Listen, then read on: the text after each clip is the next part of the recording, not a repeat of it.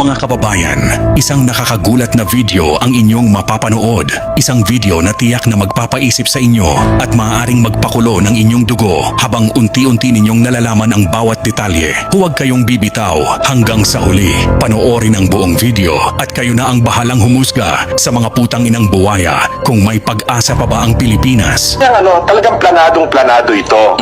No? Dahil takot na takot sila at siguro pati ibang bansa takot na manumbalik ang isang Duterte sa Malacanang. Kasi rito, ito ay high-level conspiracy.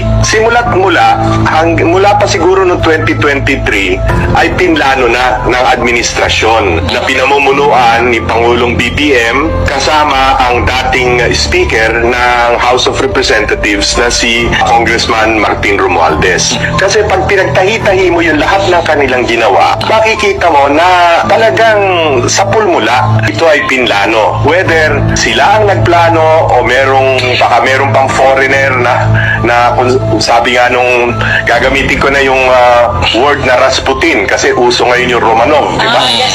Yung Romanov, ang utak ng Romanov yung si Rasputin. So hindi ko alam kung sino ang Rasputin sa palasyo na siyang nagdidirihin ang lahat ng ito. Kasi para bang pareho nung dalawang testigo na galing sa NBI, pinoint out na ninyo kanina yung pwede ba magkamali sa spelling? Pwede ba magkamali sa date, sa mga petsa?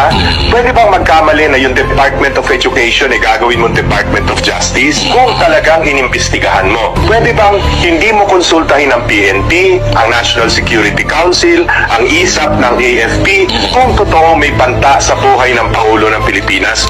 O talagang sa pulmula, meron ka ng gustong o desired conclusion at lalagyan mo na lamang ng laman yung conclusion na yon, no?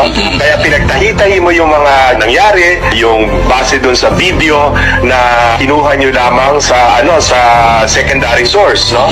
At hindi sa primary source. Parang pinagtahi-tahi nyo ngayon to para palabasin na grave threat at inciting to the sedition yung bugso ng damdamin ni Vice President Inday Sara dahil nakita niya yung sobrang pang-aapi sa kanyang mga tauhan. If you notice nga, pati sa Quadcom, pati si Pangulong Duterte, di ba? Kung ano-anong mga ginawa nilang disrespect sa isang dating Pangulo ng Pilipinas, no? At naglabas sila ng kung sino-sinong testigo. Sa totoo lang, wala naman sinabing talagang makapagko-conclude ng mga kasalanan na kanilang ipinipinta dito sa mag-ama. All the way, talagang planadong-planado ito, no? Dahil takot na takot sila at siguro pati ibang bansa takot na manumbalik ang isang Duterte sa Malacanang.